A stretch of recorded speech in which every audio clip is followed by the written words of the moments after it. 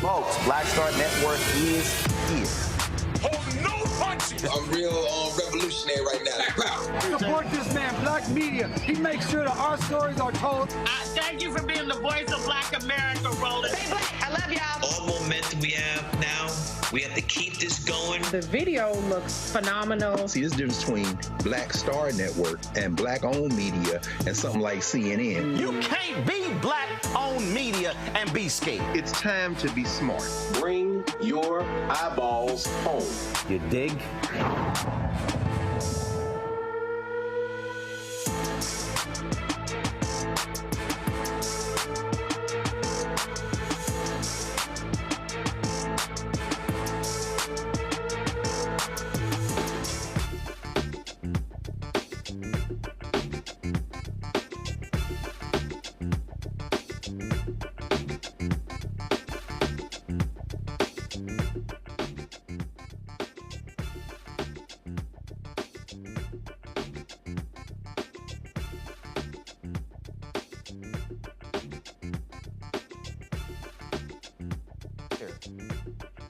All right, folks, today is Tuesday, January 9, 2024. Coming up on Roland Martin Unfiltered, streaming live on the Black Star Network. Vice President Kamala Harris stopped in Atlanta today to participate in a roundtable discussion with community leaders focused on the fight for voting rights. Cliff Albright, co-founder of Black Voters Matter, was there, and he'll join us to tell us what happened. Democratic Congressional Campaign Committee vows to spend millions of dollars in the 2024 election cycle targeting African Americans and other minorities. Hundreds gathered to honor former Texas Congresswoman Bernice Johnson, who was laid to rest today, who actually, his funeral was today in Dallas. She'll be laid to rest tomorrow in Austin, Texas. Donald Trump, doing his appeal for immunity, his attorney actually said if he could order the assassination of a political rival and not be prosecuted for it unless he was impeached. These folks are crazy. Plus, this thug, the thug-in-chief, actually said he hoped the economy would tank in the next 12 months so he doesn't have to get blamed for it if he wins. Okay. The SWAC conference is going at it with Grambling over streaming their games on a Black-owned platform. Plus, a class action lawsuit has been filed by one of our viewers against an advertiser that the SEC said fraudulently was accepting money for a cannabis project. We're going to tell you about that as well. It's time to bring the funk on Roland Martin Unfiltered on the Black Star Network. Let's go. He's got it. Whatever the biz, he's on it. Whatever it is, he's got the scoop, the fact, the find. And when it breaks, he's right on time and it's rolling. Best believe he's knowing. Putting it down from sports to news to politics. With entertainment just for kicks, he's rolling. It's on go, y'all. It's Roland Martin, rolling with Roland now. He's funky, he's fresh, he's real, the best, you know he's Roland Martin now.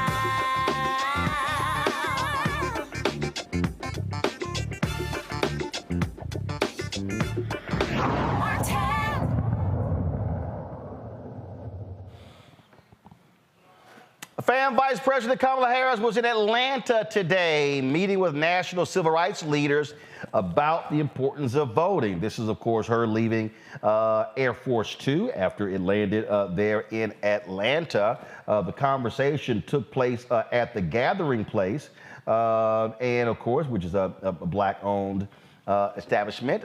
They were there, again, talking about what really is one of the most crucial issues facing us today. You see right there, those were a lot of the photos that took place there. We had reached out to find out if they were going to be actually live streaming the event. We normally would be carrying that on Roland Martin Unfiltered, but they had not done so.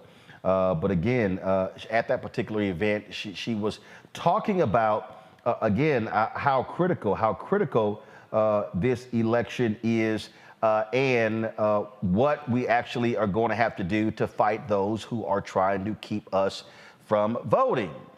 Cliff Albright, co-founder of Black Voters Matter, was in that meeting. He joins us right now. Cliff, glad to have you here. I can tell you meet with the vice president because I can't tell you the last time you came on the show dressed in a suit and tie.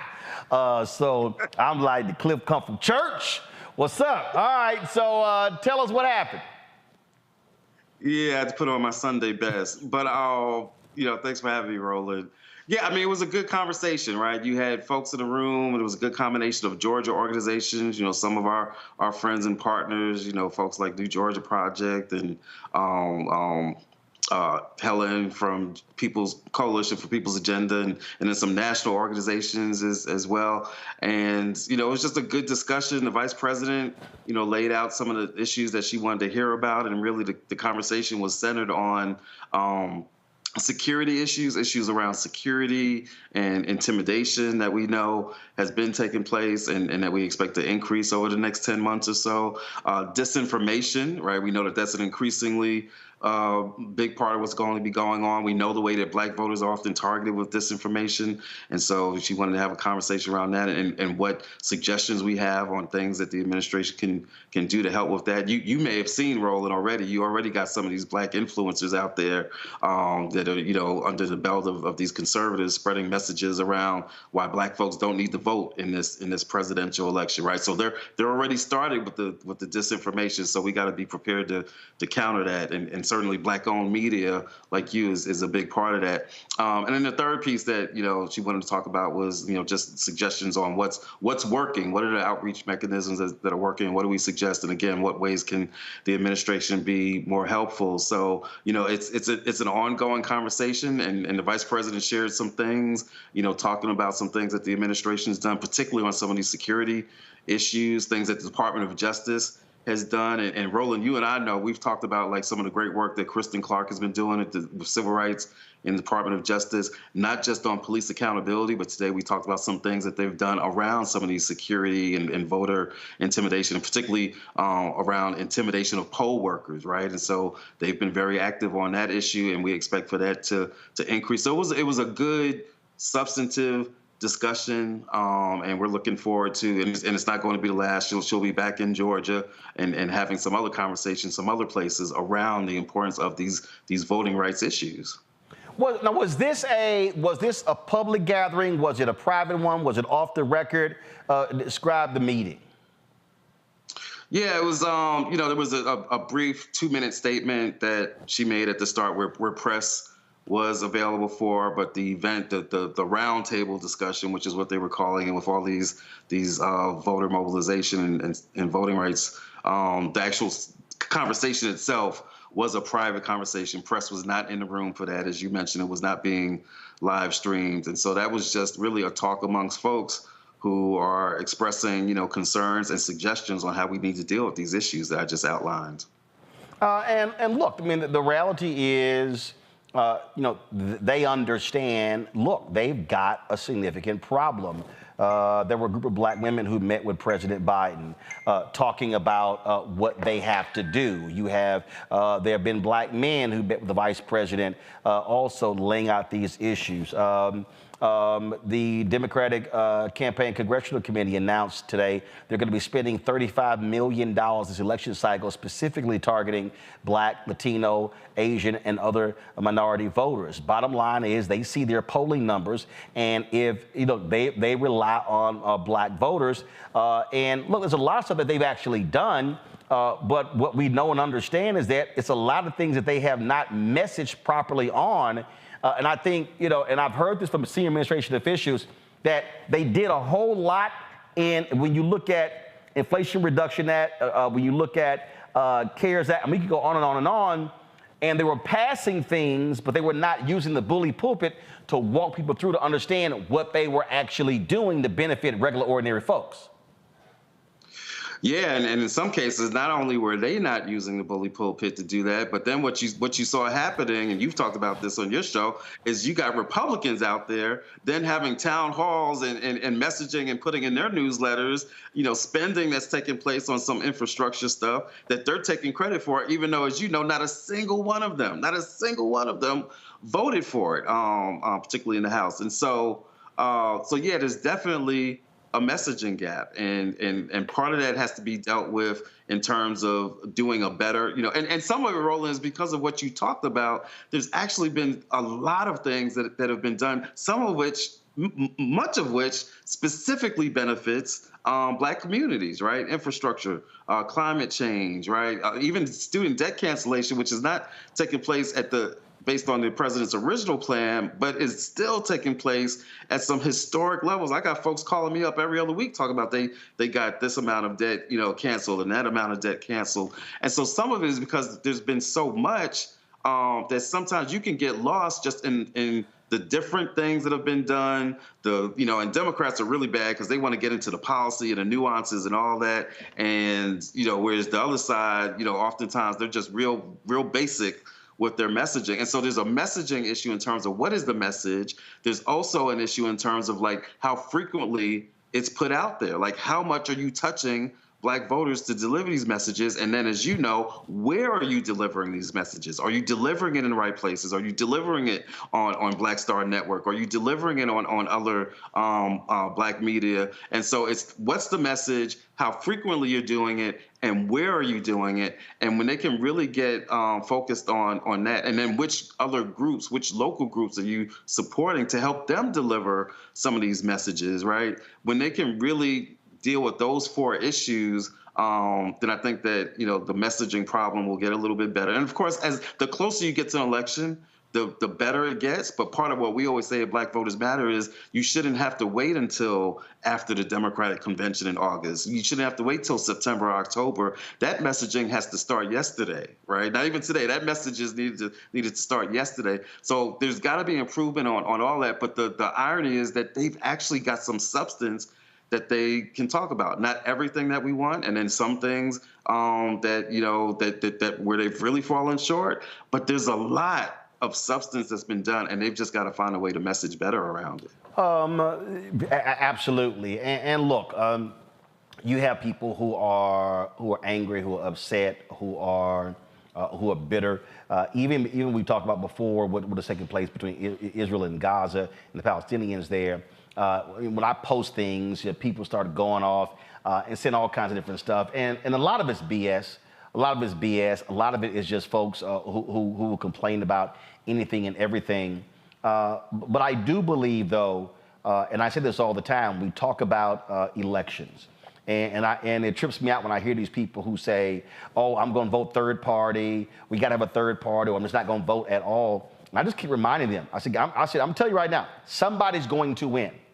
And I can guarantee you, and I've looked at Project 2025, all the Republicans are saying, you got Donald Trump out here, we're going to talk about this a little bit later, saying he doesn't have a problem if the economy crashes in the next 12 months.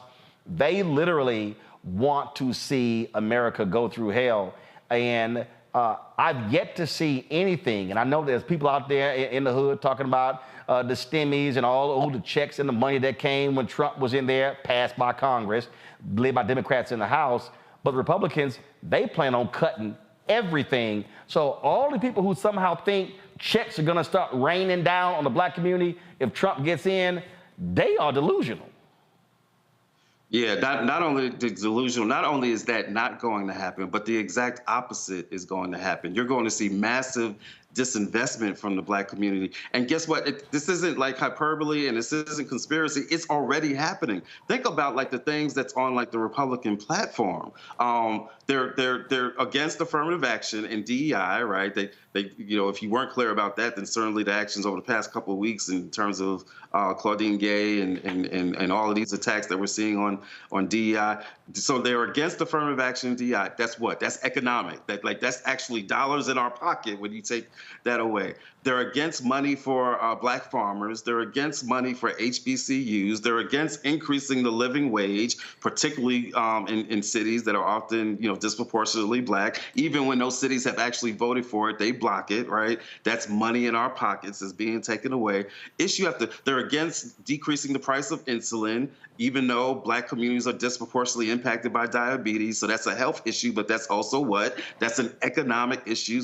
Issue after issue, these are economic issues that are impacting our pockets, our quality of life, yes, our rights, our civil rights, but also like our economic well-being. And so the kind of disinvestment that you're talking about, later for some stimulus checks, which, as you said, he wasn't even for, his party was against, and then when he couldn't stop it, then he says, oh, well, put my name on it. And then we get fooled into thinking that that's something that he actually made happen. So the levels of disinvestment that our communities will see, this is not a game. This is not a joke. And that's before we even get into the other issues around civil rights, voting rights, the attacks on Black history, the attacks on abortion rights, and all of these other issues. So whether you look at it from the economic perspective or whether you look at it from the social, civil rights, voting rights perspective, another 4 years of that would be absolutely disastrous. And those who say that, well, we made it through the first 4, they don't have an understanding of what,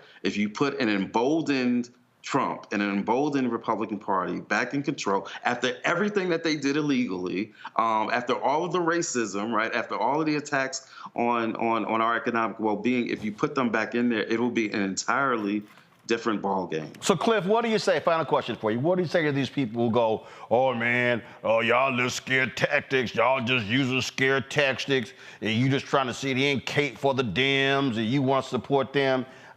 People say that stuff, and I go, oh, no, it's not a scare tactic. I'm telling you what the hell is going to happen.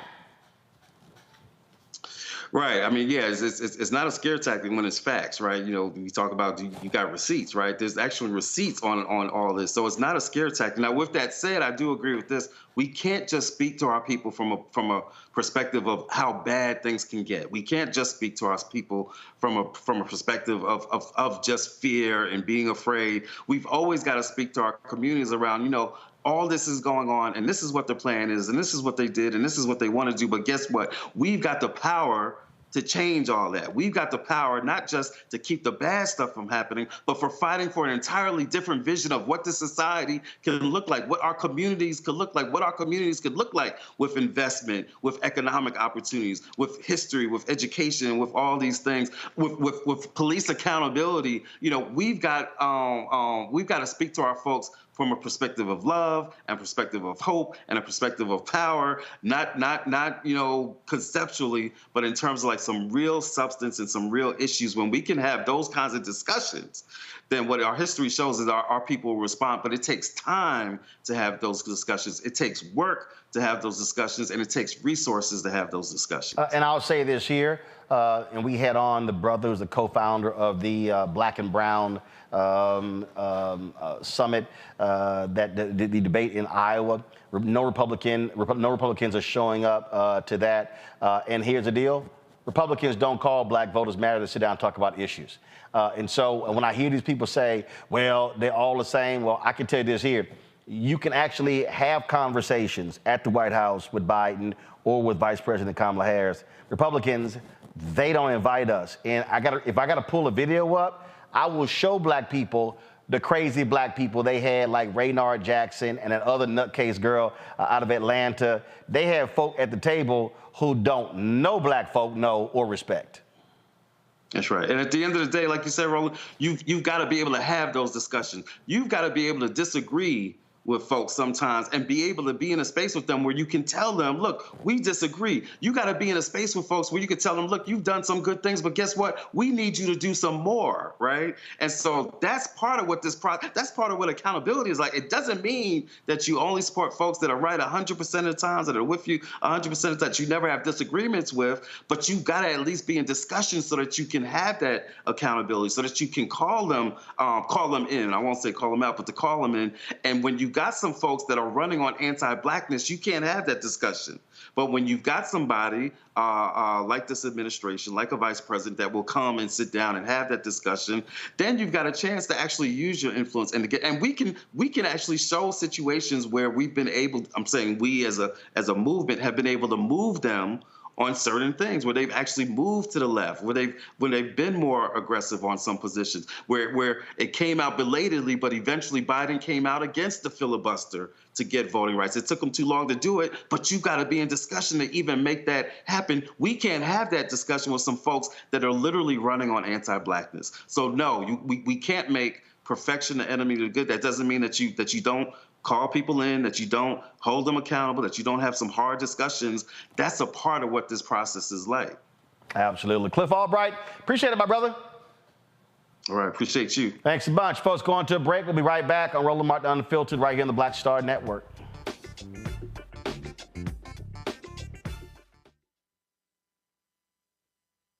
Next on The Frequency, we're talking Black women in fashion. My guest, Renee Wilson, is speaking on the challenges of starting her own fashion line. So I wanted to really be able to design the clothes, but add a modern twist to it so that we could wear these patterns in everyday wear and not just reserve it for our formal ceremonies. That's next on The Frequency on the Black Star Network. This week on The Black Table with me, Greg Carr, reparation. Is it finally time? Two of the country's foremost authorities on the subject will join me to try to answer that very question. A powerful installment of The Black Table with me, Greg Carr, right here, only on the Black Star Network. On the next Get Wealthy with me, Deborah Owens, America's Wealth Coach, we're talking about the difficulty of being able to acquire wealth for Black Americans. My guest, Emily Flitter, is the author of The White Wall, How Big Finance is Bankrupting Black America. The bad stuff that you feel when you're dealing with the financial services industry is not your fault. It's not your fault, and you don't deserve to be treated like this. That's right here on Get Wealthy, only on Black Star Network. I'm Faraji Muhammad, live from LA. And this is The Culture. The Culture is a two-way conversation. You and me, we talk about the stories, politics, the good, the bad, and the downright ugly. So join our community every day at 3 p.m. Eastern and let your voice be heard. Hey, we're all in this together. So let's talk about it and see what kind of trouble we can get into. It's The Culture, weekdays at 3, only on the Black Star Network. I am Tommy Davidson. I play Oscar on Proud Family, Louder and Prouder. Right now, I'm rolling with Roland Martin, unfiltered, uncut, unplugged, and undamn believable. You hear me?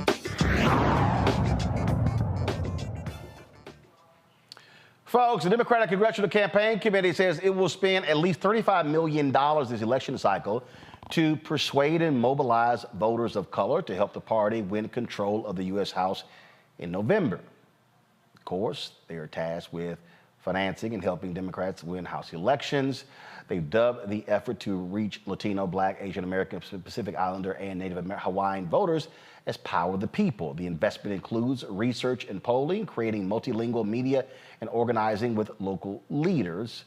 Of course, they will focus on a variety of areas. Let's talk about this with my panelists today. Glad to have them. Dr. Mustafa Santiago Ali, former senior advisor for environmental justice at the EPA out of D.C. Randy Bryant, DEI disruptor, also out of D.C. Glad to have both of y'all here. All right, so here's the deal, Mustafa. We talked about this obviously during the midterm elections in 2022. Now we're in 2024. You've got, of course, billions that are spent. In the last election, they said some $9 billion. It's going to exceed easily $10 billion this time. And we're talking about the presidential campaigns, gubernatorial campaigns, congressional campaigns, U.S. Senate campaigns. We're talking about state races. We're talking about PACs, environmental lobby, the pro-choice, anti-abortion. We can go on and on and on. And the reality is, what has historically happened is little dollars have been spent targeting African Americans, and there's sort of been the same messaging. The reality is you're now in a situation where you have to now micro-target. You're literally having to sit here and go, okay, how do we message to voters? Okay, voters 65 plus, they largely, who are black, largely identify as Democrat. Once you go 55 and under, that whole thing changes. And so you're gonna have to see a completely different election strategy to get out black voters and other voters. Yeah, without a doubt. You know, we know that, you know, the numbers that you mentioned, you know, the significance of the billions of dollars that go inside of these elections. The question becomes, how are we going to redistribute those dollars to make sure that we're reaching the spaces and places that, one, need them the most, and the people who are living inside of those communities? And unfortunately, in the past, they haven't made the right sets of investments. So now the writing's on the wall. We see the numbers that are out there, you know, for African Americans, for black folks, you know, that they're beginning to move away or maybe not vote at all. Same thing with the Latino community, same thing with younger voters. So as you said, you got to get really targeted. And that means that you've got to be able to make sure that the institutions and the media entities who have the voice of the communities, who are connected with the communities, are actually getting those resources. But you have to take it a step further, because you also got to move away from the talking points. You've got to actually get down to the bread and butter issues that folks care about. Right now, folks are worried when they go to the grocery store. So you got to be able to make sure that the messaging is addressing that. You got to make sure that the messaging is also addressing people trying to pay the rent. You got to make sure that people who got to ride the bus or the subway to work. So you've got to make sure that that pinpointed messaging is being done, but you also got to make sure that you're supporting those entities that have the trust of the community and will listen to the community so that you can get that message there.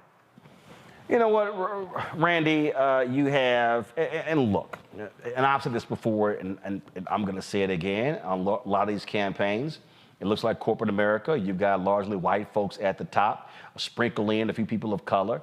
And I've said before, if Democrats, if you really want to win, you better listen to black people, you better employ black people, you better fund black people, because at the end of the day, they're going to need every single vote. You've got a fired up right-wing base. I still don't believe independent voters are going to go for Donald Trump's BS, especially with the stuff that he's been saying. We'll talk about that in a minute. But the bottom line is the investment that has happened before, that investment simply will not work this year. Fat Joe had a comment when he says yesterday's price ain't today's price. Well, that's the same. They're going to have to spend a hell of a lot more money to get folks out. The old way of reaching black voters, that is gone. You cannot just pop into some churches, go to some civil rights organizations, and there you go. Nope, it ain't going to work. Absolutely agree with you. They need to throw out the old playbook entirely, like burn that thing. And I believe, just like what you said, is that there is no diversity when it comes to reaching diverse people. And that's quite sad. And I'm always shocked at the arrogance that some people think that they know black people even more than black people know themselves. And they will very just quickly speak up and say, this is how we need to reach black people. Well, how do you really know? Seriously, like from what knowledge are you pulling from? They're pulling from the old playbook. And so they need to recognize that we have a base. Our black people are much more involved in some ways. Thanks to social media, we are getting information all of the time. And people oftentimes don't research what they've read. So that's something that they also need to work against, some of the misinformation that's going out. And what are the issues that we care about? You know, I get sick and tired of people just assuming that black people they have us in the bag, right? That they can count on us. We are loyal, but we also are interested and engaged and worthy of being attended to, and they have to do it. So I am hoping that they look at what matters to us this year and get that information from black people, right? Not from these people that make tons of money that have one black friend, okay? But they really listen to the pulse of Black America and address those specific issues, like you said, our grocery store prices.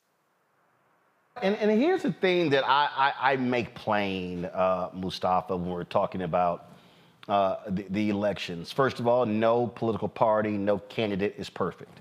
But what I do is, and I've never self-identified, I've never worked for a politician, I've never worked for a campaign, but what I do look at is, what are the issues that matter, not just to me personally, that will benefit me? Because I could easily sit here and say, oh, if it's just about me, sure. The tax cuts that Donald Trump put through, oh, that helped my business. That helped me personally. That didn't help black people. And so how we make decisions are critical. And when I look at this election, and I've said to people, I said, RFK Jr. ain't got a shot. Cornel West ain't got a shot. Marianne Williamson, Dean Phillips, they ain't got a shot. This election, barring anything health-wise or whatever, is likely going to be a repeat of 2020. And it's going to be Biden versus Trump. And I look at how many black judges did Trump appoint? How many black judges did Biden appoint? Money went to HBCUs, healthcare, education. I can go on and on and on. And so that's how I look at it. I don't get emotional about this. I don't sit here and go crazy about it.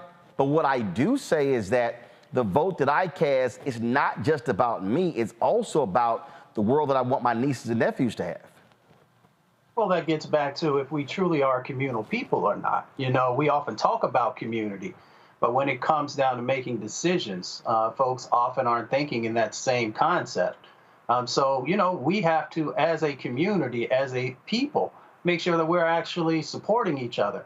And through that support means that we are holding folks accountable. So you don't get my vote unless you meet the criteria that I set out for the things that I think and that I know are important inside of my community. So that has to be a part also of it.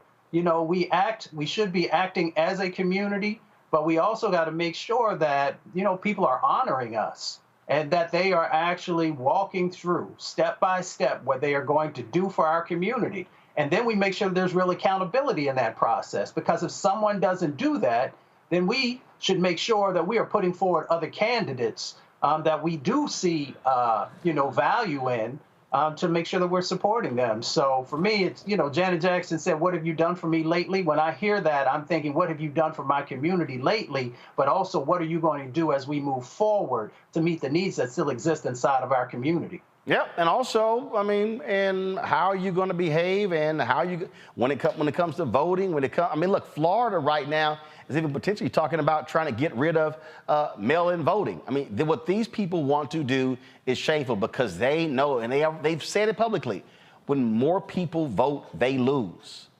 They've said it. All right, hold tight 1 second. That idiot Trump was in D.C. today.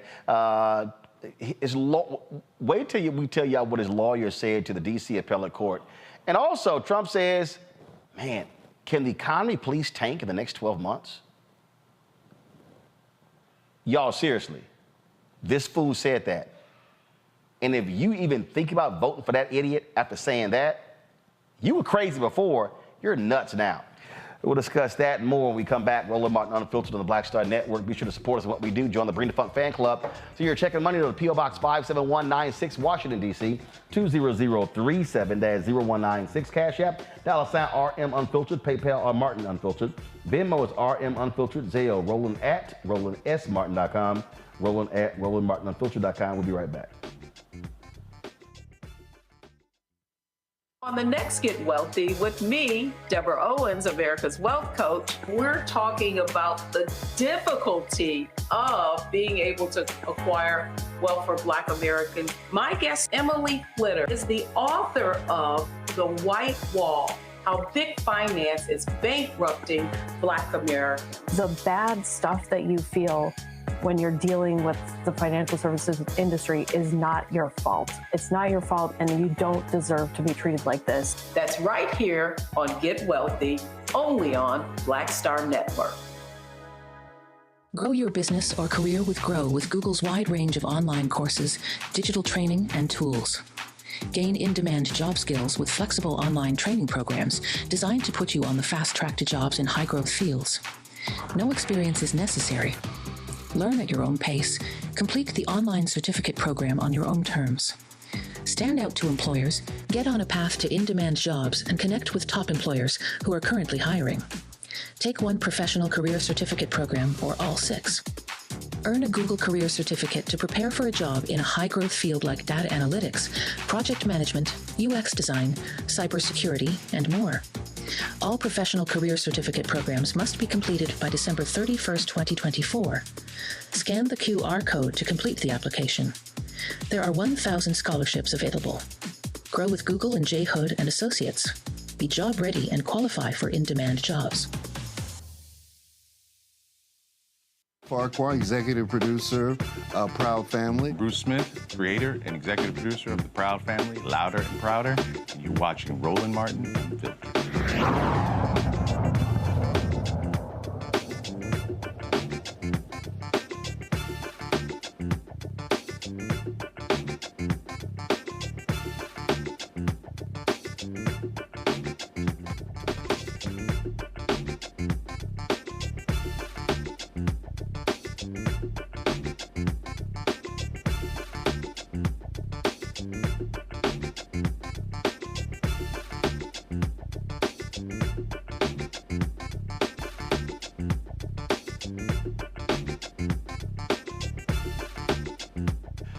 All right, y'all, the Thug-in-Chief's attorney stood before D.C. appellate court today arguing that a president could order the assassination of his political rival and couldn't be prosecuted for it unless Congress impeached and convicted him first. Yo, seriously, listen.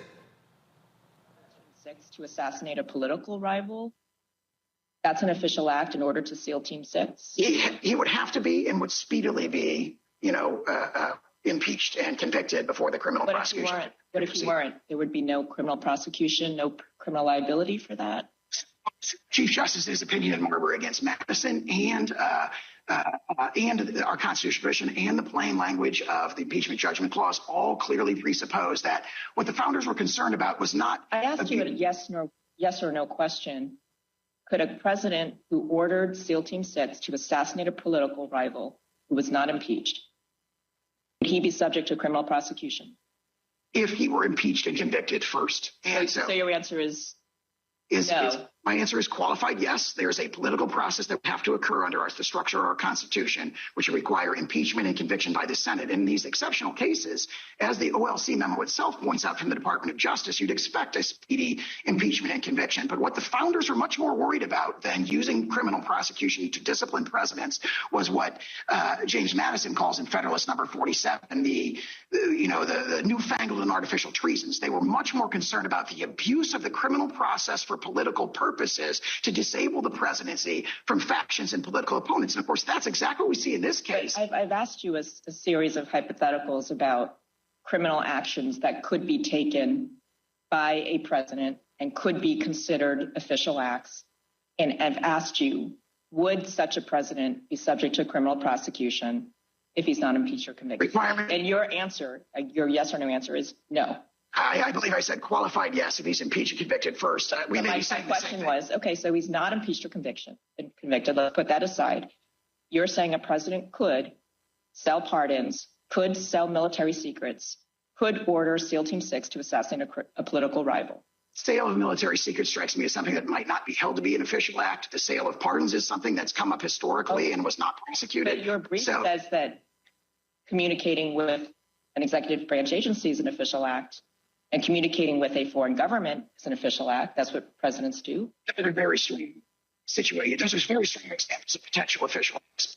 If you look at what Chief Justice said against Madison, he said, rising directly under Article 2, Section 1, that the courts, that the president's official acts are, quote, never examinable by the courts. And he says it like 4 different times on pages 164 to 166. Well, let me ask you about that then, counsel, because your position is, as I understand it, if a president is impeached and convicted by Congress, then he is subject to criminal prosecution, correct? That would be necessary, said to prosecution. Is that a yes? Yes. Okay. So therefore, he's not completely and absolutely immune, because under the procedure that you concede, he can be prosecuted if there's an impeachment and conviction by the Senate. Very, very formidable structural check against the astonishing radical action of prosecuting a former president with official acts. But you're conceding that presidents can be criminally prosecuted under certain circumstances. Specifically, if they're impeached and convicted, I think that's the main branch of the impeachment judgment clause. And isn't that also a concession that a president can be criminally prosecuted for an official act? Because presidents can be impeached for official acts. Under those unique circumstances. Correct. But given that you're conceding that presidents can be criminally prosecuted under certain circumstances, doesn't that narrow the issues before us to can a president be impeached? Can a president be prosecuted without first being impeached and convicted? All of your other arguments seem to fall away. Your separation of powers arguments fall away. Your policy arguments fall away if you concede that a president can be criminally prosecuted under some circumstances. I really hope y'all understand that what these fools are actually saying is this man can do whatever the hell he wants to do. You've heard him praise dictators. That's exactly what he wants to do and will do if he gets back to the Oval Office. All right, so he had an interview last night with the shameful, despicable, used to be sane Lou Dobbs, who now has a new show on the My Pillow Dudes channel. That's called Really Crazy, after Lou got fired from Fox Business. Listen to what Trump said when it came to what he wants to happen to a booming economy right now. What he wants to happen in the next 12 months. We have an economy that's incredible. We have an economy that's so fragile. And the only reason it's running now is it's running off the fumes of what we did, what the Trump administration. It's just running off the fumes. And when there's a crash, I hope it's going to be during this next 12 months, because I don't want to be Herbert Hoover. The one president, I just don't want to be Herbert Hoover. He actually said, man, can this economy please crash in the next 12 months so it doesn't happen when I'm president? Here's what I crack up about Randy. So he talks about how it's running on the fumes of him. Dude, Obama handed you a great economy. You tanked it. Then, of course, when COVID hit, his reaction was abysmal. We've been digging out of that particular grave. But the fact that anybody would consider, I mean, this is how nutty and crazy the Republican Party has become. This man has mocked John McCain, who had his shoulders and arms broken as a POW. He is saying, I hope the economy tanks. So damn all y'all and your 401ks and your jobs and everything, please tank before I get in there, because I don't want to have to deal with it. All of this is disqualifying, but for Republicans, hey, he's great. He's a maniacal egomaniac, and he only cares about himself. He only cares about himself, and he has always made that clear. And what just continues to boggle my mind is that there are so many people who praise him as he praises himself. He has no regard for America. He doesn't care about this country. He cares about himself. And it is today we're actually having hearings to say, can this man get away with anything? I mean, that is what they're arguing, and people are not alarmed that this man wants the right to basically do whatever the heck he wants to do and not in any way face any charges. If that doesn't frighten people, I don't know what's wrong with them. I mean, let me tell you something. I would love to have somebody love me the way that people love that man, because it's just blind love. Like, he could do whatever and they still care. I mean, just the simple fact that they look at his hair, that should make him done. But when he speaks, and he uses that word incredible so much, does he have, I mean, his vocabulary is incredibly limited, because incredible is, he uses it in every instance. He just makes me sick. He just makes me absolutely sick. But here's the deal. I mean, and this is why I say, Mustafa, to any fool who says, yeah, I ain't gonna vote, I don't like what's going on, that's the fool who Republicans want in huge numbers. And that is a danger to everyone. Well, especially to our folks, we got to make sure, one, that we're reading, and two, that we're looking at the real numbers that are out there. When you have someone who says that they would like to have the economy crash by something like that, and of course we know it's our communities. We know that he's not great at fiscal policy. He's not good at economic policy. All you have to do is take a look at the difference between this administration and the former administration. This administration has created significantly more jobs, even after coming out of COVID. So, we just got to really get strategic, but we also got to educate ourselves on these folks who continue to want our vote and just figure out who is it who actually will be more beneficial to our community. Not by any means will they ever be perfect, and we have to continue to push them. But this man would be devastating for our community. If we think that food prices are high now, allow the economy to crash. What do you think is going to happen? If you're having a hard time being able to find a place to live, to either be able to buy a house or even to be able to find an apartment, what do you think is going to happen if the economy crashes? If you're having a difficult time in paying, if you still have student loans or even sending your kids to a school, then what do you think is going to happen if the economy crashes? So we just need to use our common sense when we're making these decisions. Absolutely. All right, folks, hold tight 1 second. When we come back, our Black and Missing, and we'll talk about Pentagon Secretary of Defense Lloyd Austin. We now know why he was hospitalized. We'll talk about that when we come back. You're watching Roland Martin Unfiltered right here on the Black Star Network. This week on the Black Table with me, Greg Carr, reparations, is it finally time? Two of the country's foremost authorities on the subject will join me to try to answer that very question. A powerful installment of the Black Table with me, Greg Carr, right here, only on the Black Star Network.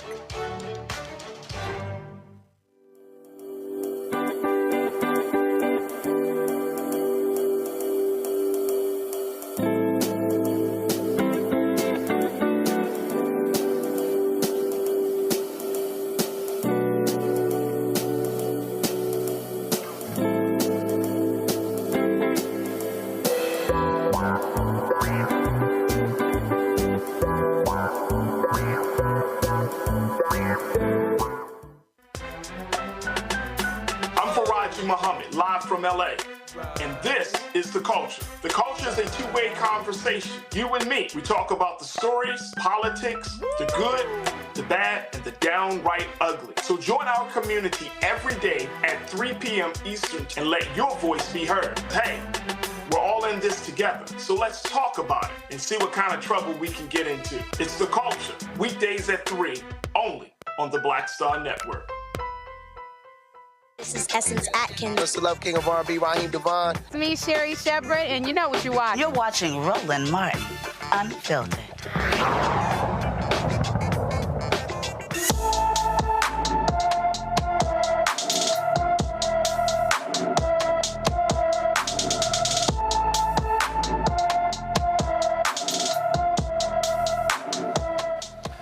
Purpose Ward has been missing from his Aurora, Colorado home since December 28th. The 17-year-old is 5 feet 8 inches tall, weighs 165 pounds with black hair and brown eyes. Anyone with information about Purpose Ward is urged to call the Aurora, Colorado Police Department at 303-627-3100, 303-627-3100. You might remember we told you about a new law in California that deals with black and missing. Of course, they passed this law as a way to target those African Americans who often come up missing and don't get the level of attention. It's called the Ebony Alert. It's the Ebony Alert.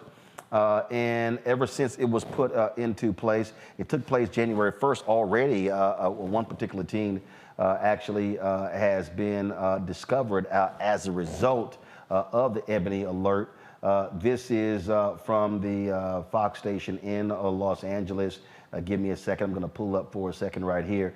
You see where they actually said Ebony Alert leads to recovery of missing Los Angeles girl after airing on Fox 11.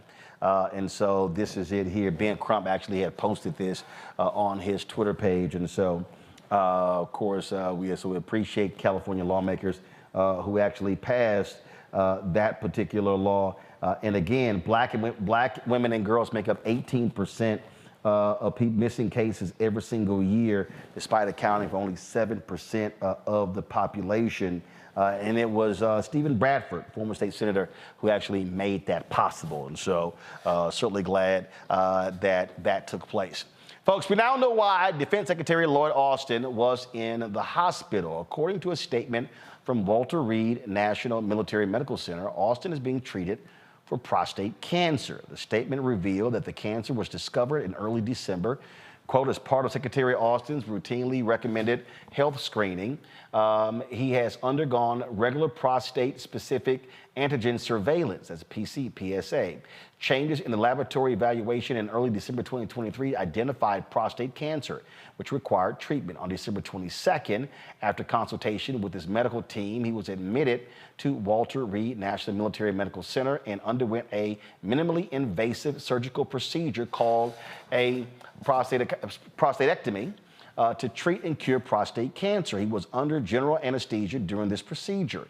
Secretary Austin recovered uneventfully from his surgery and returned home the next morning. His prostate cancer was detected early and his prognosis is excellent. The statement goes on to describe the complications Austin experienced on New Year's Day that resulted in him being admitted again and placed in the ICU for close monitoring. Now, it wasn't until today that President Biden was aware that retired General Austin, had prostate cancer. Mustafa, I want to start with you. I understand Lloyd Austin, brother, 70 years old. I understand the desire for privacy. But there is no way in the world you can be the Secretary of Defense and be diagnosed with cancer. And the president just finds out today. We're going to go with Mustafa in a second. Randy, I'm going to go to you. You know, I'm not that surprised. I believe that within our community, we are very private more than others about health matters, particularly Black men in our community. If I just even think about the Black men in my family, getting, you know, your loved ones to go to the doctor even is a struggle. And I don't know from where that comes. I know there's certainly, you know, some distrust of the medical community as a whole, understandably. So yes, it's something that we should know, but I'm not surprised that he held that information close to his chest. You know, and again, I mean, I understand all of that, but he ain't me. He's not you. Right. Okay, he is arguably, if you want to talk about important cabinet positions, this is likely number one. The Secretary of Defense is between Secretary of Defense, Secretary of State. You could say it's a toss-up, but I dare say this is one of the two most important positions of any administration. And again, you got to be more forthcoming, and you've got to have procedures in place. The White House has reminded all cabinet secretaries that there is protocol here. If they are incapacitated, that it has to be followed. And again, I understand this desire for privacy, but I think this was a mistake on the part of Secretary Lloyd Austin, a man who I deeply admire, greatly respect. This was a mistake. It was a mistake. And you see when, you know, tragic things happen like that, I'm sure the news took him and his family off guard and set him back a bit. He forgot he became human, fully human. And so it was a mistake. I'm hoping now that he very much U-turns and uses this as a teaching moment, particularly for the Black community, since, you know, 1 in 6 Black men will be diagnosed with prostate cancer, you know, which is much higher than 1 in 8 of the majority culture. So I am hoping that he now will take the time to not just make us aware of his diagnoses, but to, you know, to educate all of us and to ensure that Black men become more, you know, open about what's happening and go to the doctor and speak about it. And even he could even, you know, actually speak about his reticence to share his diagnoses. And, you know, that could be a talking point to, you know, move all of us further along. So hopefully there will be some get back with his fallback. Absolutely. And so, again, I hope, of course, our prayers go to him and his wife as he recovers from prostate cancer as well. And so we certainly appreciate that. Folks, today in Dallas, hundreds filled Dallas's Concord Church to honor former Congresswoman Bernice Johnson. She died on New Year's Eve at the age of 89. She was remembered as the first registered nurse ever elected to Congress, the first black chief psychiatric nurse at Dallas's Veterans Affairs Hospital, and the first black woman to chair the House Committee on Science, Space, and Technology. She also led the Congressional Black Caucus as chair, but her grandson remembered her as being Granny. A few things that I want to share with you guys about my grandmother. I am Dorrance Kirk Johnson II. I am the oldest grandson of Bernice Johnson, and I'm so proud to be her oldest grandson. One thing about Granny is that she had a very, very good way of never, ever letting me, David, or James think that we were the favorite grandson. She found a way for all of us somehow to believe that we were the favorite grandson. I'm here to tell y'all now it was me. I want to talk about her influence and the way that she influenced my family and me and the way that we see and think and the way we treat people. And it was just when I was young, everybody would always be so in awe of her. It always felt like they were looking up to her. And when she would come in the room, tighten up. And I was just like, don't y'all understand that that's just Granny? She was my grandmother, my granny. And so when I was so young, it did not make sense to me, but I understand now, I get it now. And so when I was a child, I thought like a child, but I've lived this life and I've seen her through all the things that she's done. I'm not a child anymore, and I can see it, I can feel it, I can taste it, and I miss it. And I want it back.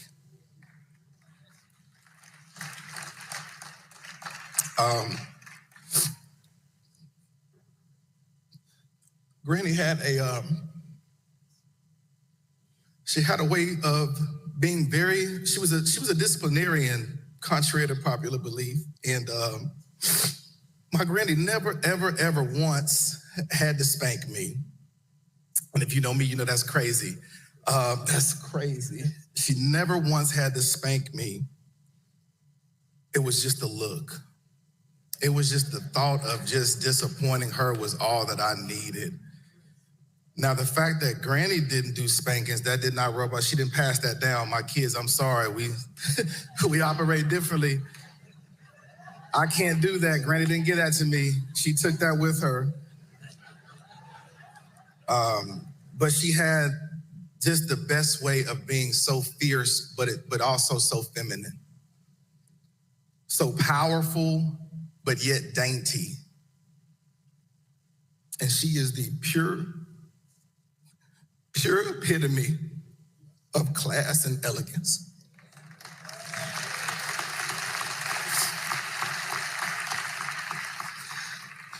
She was a champion of education. She made sure that we always got our books. It was huge. And she has 3 grandsons, college graduates, and I know she's proud of that. And she influences my children and my daughters.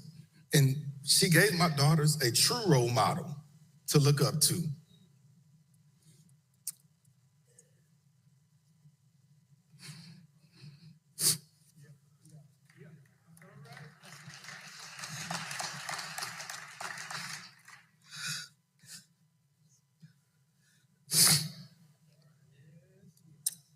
I'll wrap up soon. I have a few memories of Granny. Let's mention her driving.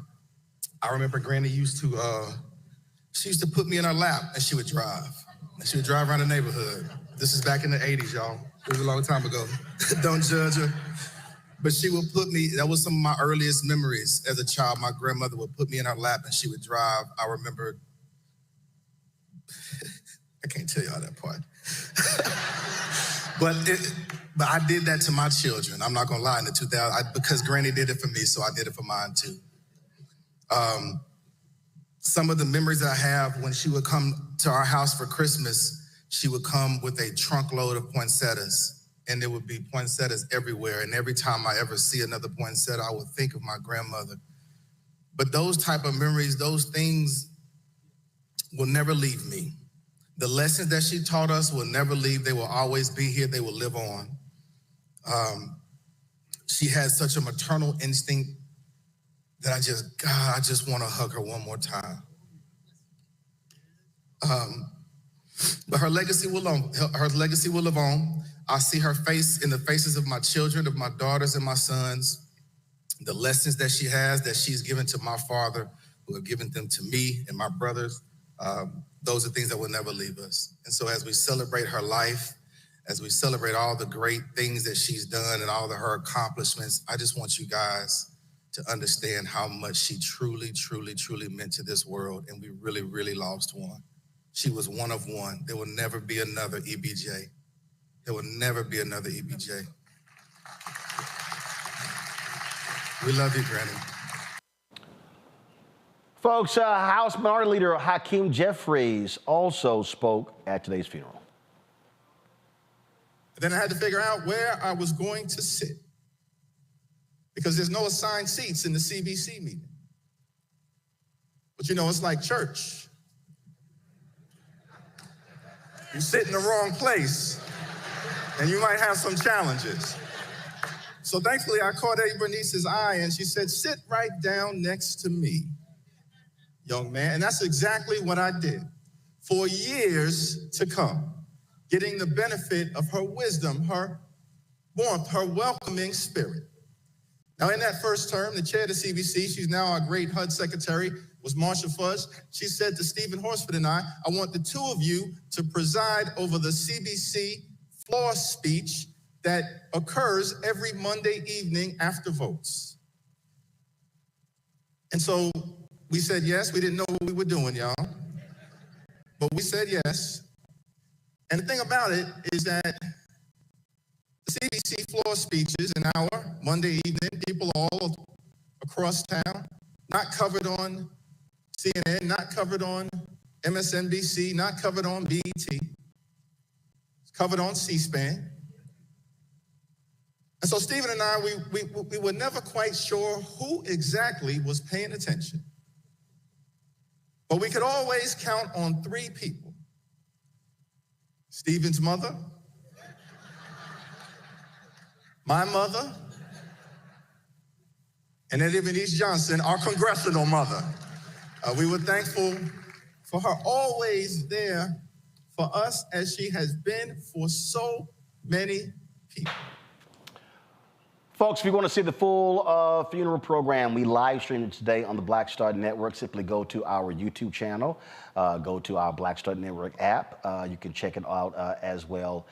She will be laid to rest tomorrow at the Texas State Cemetery in Austin, Texas. When we come back, what's happening with the SWAC? Why are they admonishing Grambling for live streaming their basketball games on a Black-owned platform? My man Scotty, off script, he'll be next to break it all down for us right here on Roland Martin Unfiltered on the Black Star Network. This week on the Black Table with me, Greg Carr, reparations. Is it finally time? Two of the country's foremost authorities on the subject will join me to try to answer that very question. Powerful installment of the Black Table with me, Greg Carr, right here, only on the Black Star Network. On the next Get Wealthy with me, Deborah Owens, America's Wealth Coach, we're talking about the difficulty of being able to acquire wealth for Black Americans. My guest, Emily Flitter, is the author of The White Wall: How Big Finance is Bankrupting Black Americans. The bad stuff that you feel when you're dealing with the financial services industry is not your fault. It's not your fault, and you don't deserve to be treated like this. That's right here on Get Wealthy, only on Black Star Network. On the next, A Balanced Life with me, Dr. Jackie. People can't live with them, can't live without them. Our relationships often have more ups and downs than a boardwalk roller coaster, but it doesn't have to be that way. Trust your gut. Whenever your gut is like, this isn't healthy, this isn't right, I don't like the way that I'm being treated. This goes for males and females. Trust your gut, and then whenever that gut feeling comes, have a conversation. Knowing how to grow or when to go. A step-by-step guide on the next, A Balanced Life on Black Star Network. Hey, it's John Murray, the executive producer of the new Sherry Shepherd Talk Show. This is your boy, Earthquake. And you're tuned in to Roland Martin, Unfiltered.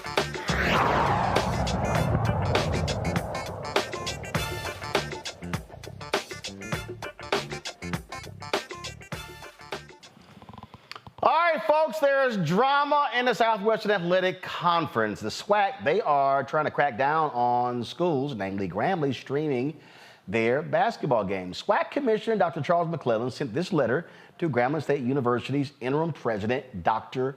Corrine Walton, informing her that the university will be sanctioned if the school's basketball games are streamed on the Black-owned platform HBCU+. Now, of course, you know, we have an arrangement with them, a third-party arrangement when it comes to advertising. So this is the letter right here. They lay out in there that they cannot negotiate any national deals outside of the conference, that the conference has an existing agreement with HBCU Go. My man Scotty, the host of Off Script, he joined us from Atlanta. He broke this thing down yesterday. Scotty, you really went off. I saw your broadcast and I said, hey, let's get him on to explain this. And so what the hell is going on here? Because there's been a lot of back and forth between the SWAC and Grambling, but also HBCU+. Listen, it's a boiling point that has been, you know, going back and forth, bickering and the arguments. The thing for me is why now, right? Grambling has had this deal for the past 2 years. You've never sent this letter. You haven't sent any. You haven't sent any letters about striking them or taking away their funds or, you know, banishing them from getting distributions from the conference. But now all of a sudden, their head guy, their chancellor, their president, who is a former lawyer, he leaves and goes to the ULS system. They have an interim in place, and then you slide this letter to the interim saying, hey, we need you to stop production with HBCU League Pass on a national platform. No, that's not what it is. That's shady. Okay, so here's what I'm trying to understand here. Watching your broadcast, you said that how can the SWAC conference be attacking HBCU+ and telling Grambling to stop when you name specific schools that stream their games on Facebook, that stream their games on YouTube? So if the conference has a deal with HBCU Go, where and in the HBCU Go news in the news release, why aren't they streaming all of the games? HBCU Go can't produce every game. If anybody doesn't know what HBCU Go is, they're like Monday Night Football, right? They'll put everything they have into one game. So first of all, HBCU Go is the HBCU platform that Byron Allen purchased from Curtis Simons. Go ahead. Absolutely correct. So they have the rights to everything. I mean, they have the rights to video on demand, pay-per-view, broadcasting, streaming, whatever you name it, they have it. But they don't have the production to show every game. So SWAC schools still have to do their own production. So you have schools like FAMU that puts their game on Facebook. You have schools like Southern and UAPB, which puts their games behind a third-party paywall that are broadcast on internet. You have teams like Alabama A&M and Alabama State who put their Mississippi Valley State who put their games on YouTube. So I'm confused. If you're trying to punish Grambling for putting their thing on a national platform, that means every school in the conference has to get punished for putting their games on national platforms. And if you're telling me YouTube's not a national platform, Roland Martin, you're not on a national platform. I want to be clear. I just want to be clear. Okay. Now, not only that, hold on. You also said that Southern and Florida A&M have deals where their games are streamed on other platforms, right? Yeah. So FAMU streams theirs on Facebook. And Southern has a third-party platform that has, because none of these schools have built their own platforms to where you pay for it and then, no. So they go out, they get a third-party platform that hosts the game for them, and they put it behind a paywall. You pay to go watch, and it's on the internet. So they stream it. Jackson State does it. UAPB does it. Prairie View does it. All these schools do it because that's the only way teams or fans and alums will be able to see the game if you listen to the SWAC and says you can't put your stuff on a national platform because HBCU Go cannot produce all SWAC games. So what do you think is going on here? I think that Dr. McClellan, because I call him a different name on my show, so I have to be respectful. Dr. McClellan has a vendetta against HBCU League Pass, and it's because of them signing their secondary rights, Grambling signing their secondary rights to HBCU League Pass Plus. So technically, HBCU Go has no rights to the streaming rights of Grambling, so that technically means they shouldn't have a deal in place. Because I can't make a contract with something that I don't own. And the SWAC does not own Grambling streaming rights. They have, if anybody knows what the Florida State and the ACC thing is, because Florida State has a grant of rights. The SWAC does not do that. The SWAC in their bylaws does not have a grant of rights passage in their bylaws. So technically, Grambling owns them, and they can do as they see. That's why you see other teams and other schools do the same thing about putting it on YouTube, putting it on Facebook, putting it on any third-party platform that is able to show their game. Well, that's why, I mean, last year, for the longest, the Grambling Prairie View football game has never been broadcast.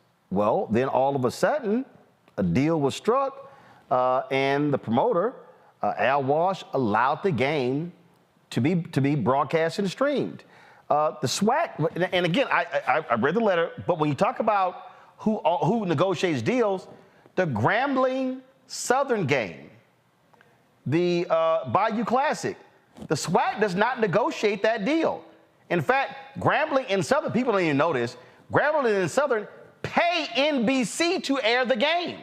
So when the SWAC says that only they can negotiate contracts with national outlets, you don't negotiate the Bayou Classic.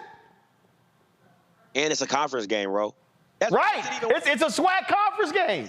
Conference game. So wait a minute. The Prairie View Grambling game, the State Fair Classic in Dallas, is a conference game. So once again, now you're getting in the ramifications of if you punish Grambling for this, that means there's a widespread of violations that have to come down over the entire SWAC. And you're already in litigation for interfering with the HBCU Plus deal.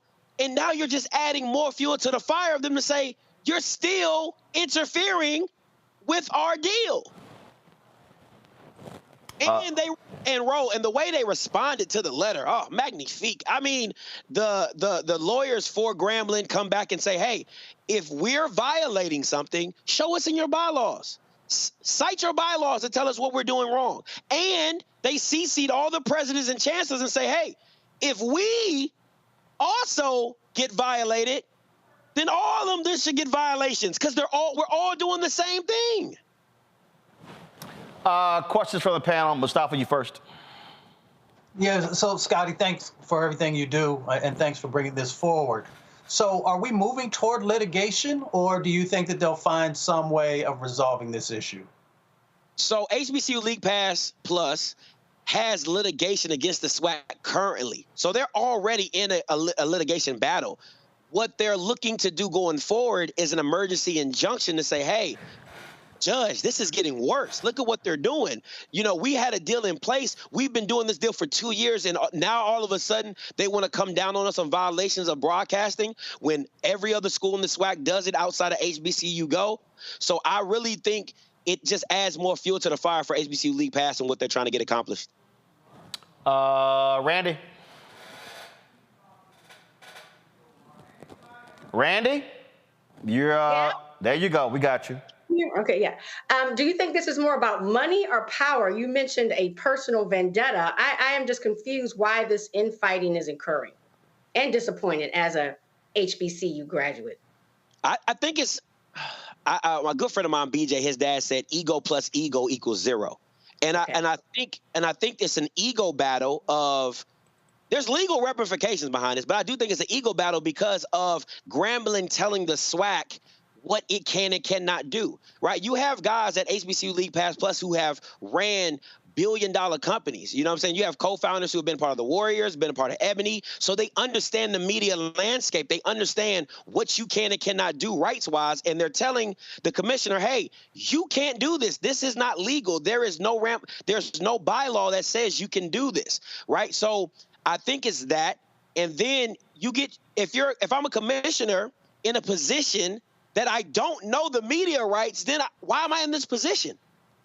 Well, I mean, everybody. If you look at the landscape of college football, most commissioners are the focal points of big media deals. So you're telling me, how are you in a position where you don't understand media rights? All right. Well, did Grambling's lawyers give the SWAC a few days? Because you said in your broadcast they gave them, what, 3 days to respond? Absolutely. They gave him 3 days to respond. That was on January 8th yesterday. I talked to co-founder Hardy Pelt earlier this morning, said no response. So we'll see where it goes from here if Grambling still decides to show the games or if they're just saying, hey, we'll just take it straight litigation and we'll fight that battle. But this is definitely something to keep an eye on because it could get really bad for the SWAC really quick. All right. Folks, follow Off Script on YouTube, all the social media platforms as well. Check his show out. Scott, I appreciate it. Thanks a lot. I appreciate it, Ro. All right, folks, got to go to break. We come back. We're going to talk about a class action lawsuit against a former advertiser of this show that had a cannabis company that SEC has hit them with fraud. We'll explain to you all of that when we come back right here on Roland Martin Unfiltered on the Black Star Network.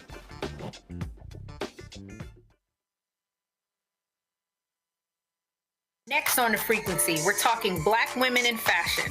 My guest, Renee Wilson, is speaking on the challenges of starting her own fashion line. So I wanted to really be able to design the clothes, but add a modern twist to it so that we could wear these patterns in everyday wear and not just reserve it for our formal ceremonies. That's next on The Frequency on the Black Star Network. On the next, A Balanced Life with me, Dr. Jackie. People can't live with them, can't live without them. Our relationships often have more ups and downs than a boardwalk roller coaster, but it doesn't have to be that way. Trust your gut. Whenever your gut is like, this isn't healthy, this isn't right, I don't like the way that I'm being treated. This goes for males and females.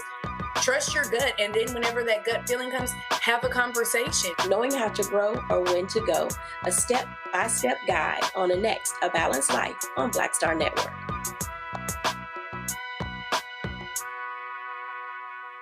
Grow your business or career with Grow with Google's wide range of online courses, digital training, and tools. Gain in-demand job skills with flexible online training programs designed to put you on the fast track to jobs in high-growth fields. No experience is necessary. Learn at your own pace. Complete the online certificate program on your own terms.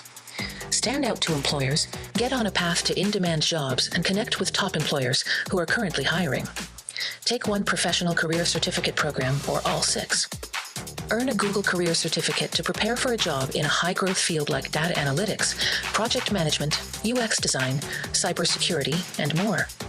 All professional career certificate programs must be completed by December 31st, 2024. Scan the QR code to complete the application. There are 1,000 scholarships available. Grow with Google and J. Hood and Associates. Be job ready and qualify for in-demand jobs. Carl Payne pretending to be Roland Martin. Holla! You ain't got to wear black and gold every damn place, okay? Ooh, I'm an alpha, yay. All right, you're 58 years old. It's over. And you are now watching Roland Martin Unfiltered. Uncut, unplugged, and undamn believable.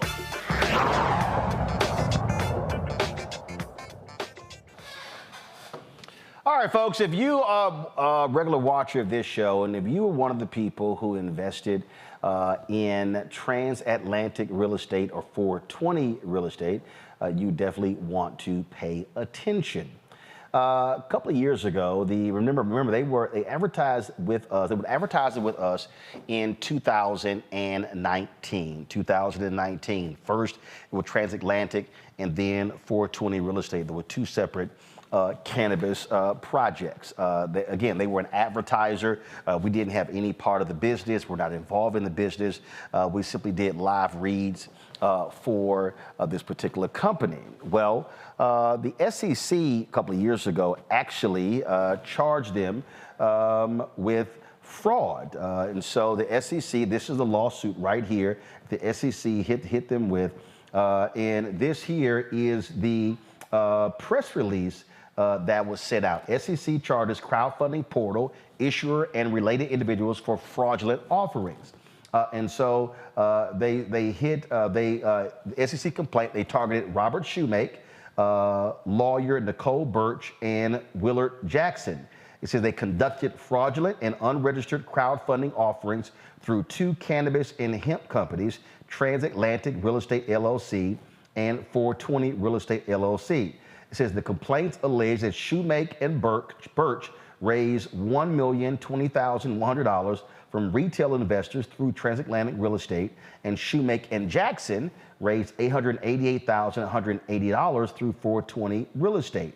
It says Shoemake, Birch, and Jackson allegedly diverted investor funds for personal use rather than using the funds for the purposes disclosed to investors. They also targeted the crowdfunding portal, True Crowd, and its CEO Vincent Petrescu.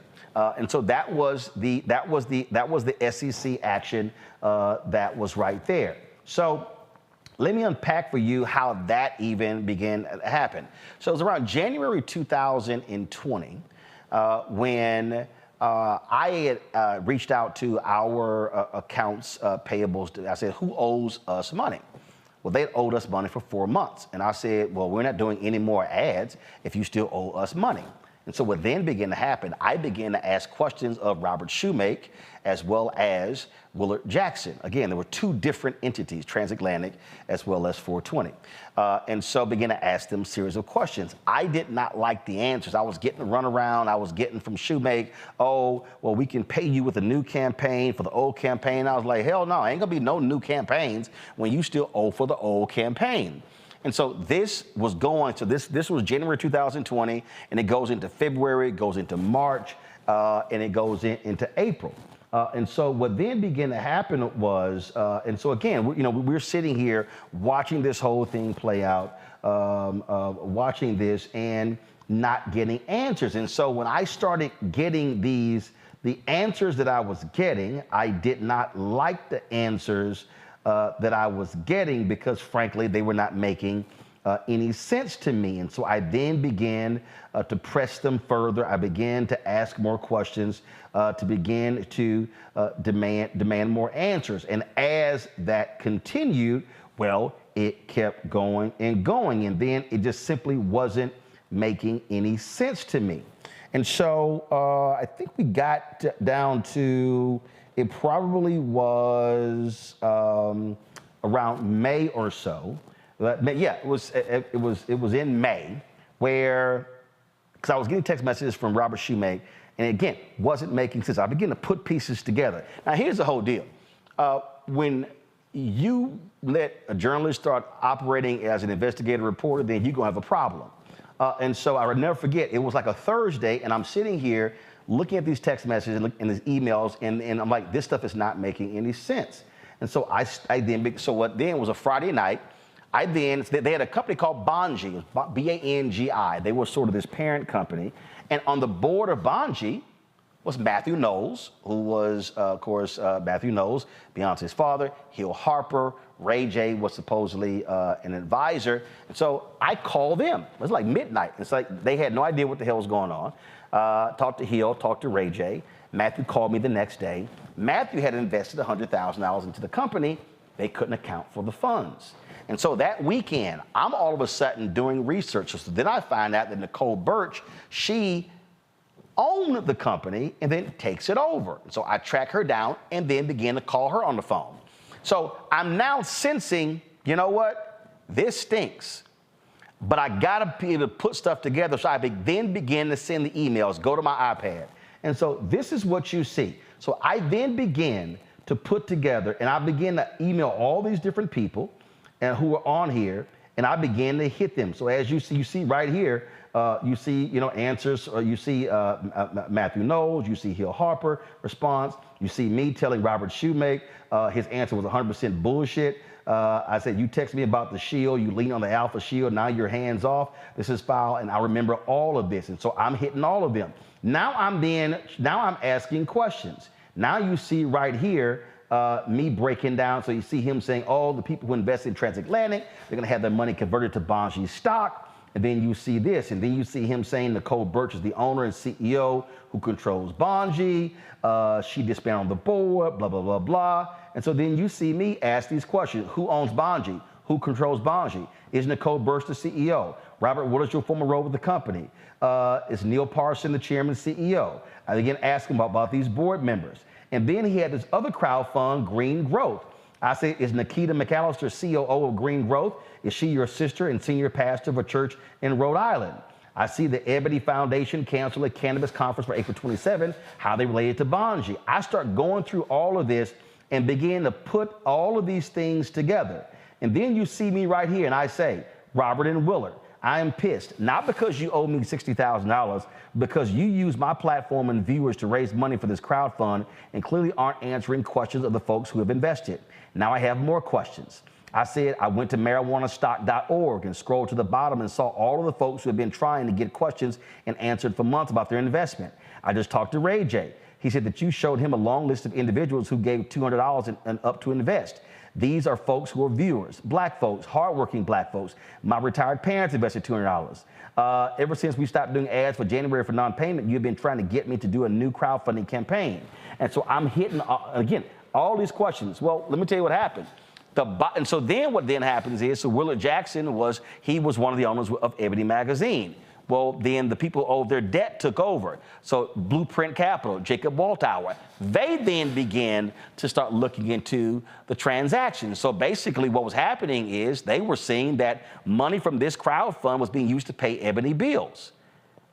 Yeah, so I then began to communicate with Jacob. Jacob and his team alerted the SEC. So the SEC launched an investigation. I actually testified before them. My email chain basically led to the SEC investigation, which is why I put the entire email chain together. I was not trusting anything I was hearing from Robert Shoemake, Nicole Birch, or Willard Jackson. If y'all have Robert and Willard's photos, put them up. And so I've never met Nicole Birch, but I've talked to her numerous times on the phone. This is the video. Come on, guys. This here is a video of Robert Shoemake, who's out of Detroit and has been involved in all kinds of different stuff as well. And I've had other people who have emailed us wanting information on the investment. I have emailed Robert, Willard, and Nicole demanding that they give these people answers to exactly what is what is going on. And so what you have found is that the SEC then came back and hit Willard Jackson, Nicole Birch, and Shoemake with deals where they have to pay up. I'm going to pull up in a second.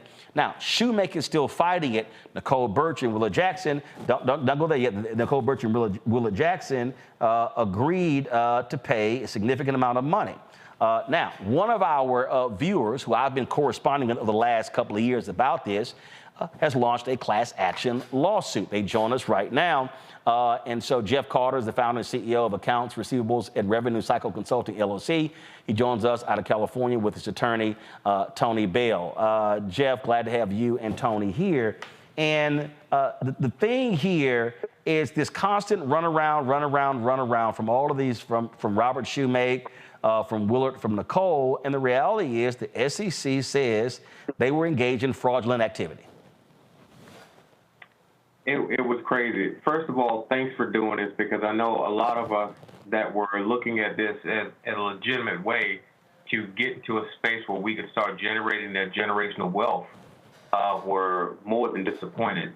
And the fact that it was done on a reputable show like yours just made it even worse, because he knew that there were so many of us that depend on you for our news to get our stories out. And he comes in and tries to use you as some type of patsy to steal our money. When I first started sniffing around, things didn't make sense. I made a phone call to the phone number that they provided, and I asked the young lady on the phone, I said, now that the maturity date has passed, are they going to be offering an IPO?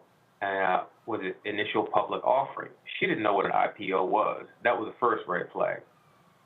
She then tried to tell me that the maturity date was 18 months, and I corrected her and said, no, according to the paperwork you provided, it's only 12. She said, well, we're going to have somebody give you a call. I waited a day, waited 2 days, nothing happens.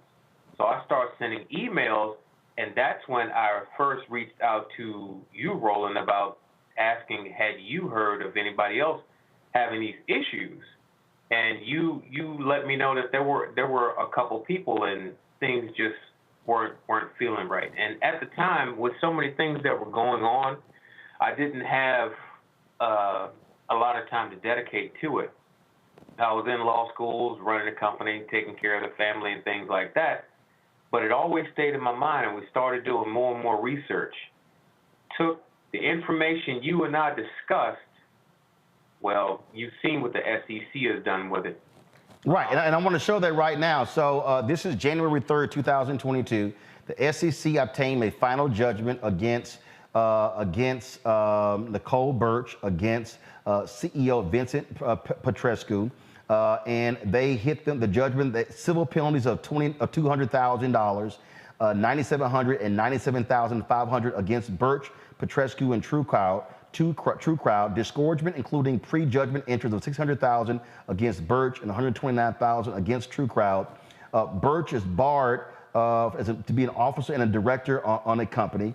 They are also agreed Birch was permanently suspended from appearing and practicing before the SEC as an attorney. She prohibited from representing clients in SEC matters, including investigations, litigation, or examinations.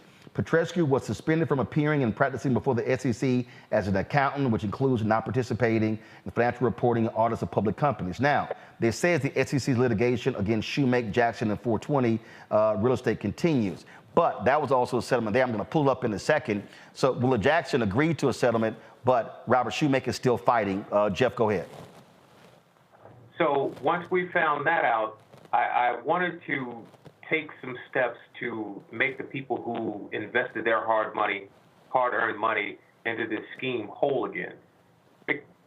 One of the things that my mother told me when I was young, and I always prayed that it wasn't true, that you won't always necessarily have to worry about what the palm-colored man will do to you. You might have to worry about what the man who looks like you will do. All skin folk ain't kinfolk. Reese said it. I believe it. Couldn't find an attorney that was willing to take this on, because I don't think they really took the time to investigate like, we had to find out what was going on, because there are so many different layers and so many companies and shell companies connected to this that had they taken the time, it would have been okay. Well, I already mentioned that I was in law school, and I had we weren't in the same class, but I knew who he was, a brilliant law student who was later then brought on to the faculty for that school and has now opened up his own firm. And when I approached him, I was thinking, okay, I'm going to get turned down. But a part of me knew that I was led to him for a reason. He was also a pastor. He may also still be a pastor. Tony, correct me if I'm wrong. And the name of his firm is to me is Providence, because it's exactly what we're trying to do. We are trying to take this bad situation and make those who took advantage of us pay for what they did. I don't know the ins and outs of how Tony's going to do it. I just know that when he agreed to take the case, It was a weight off my shoulder, and I was thinking, okay, this is great. That's when I then got a hold of you, Roland, so we could announce it once we got everything set up. So, Tony, if you want to, Right, I'm going to go Tony in a second. And see, so here's the thing that pissed me off.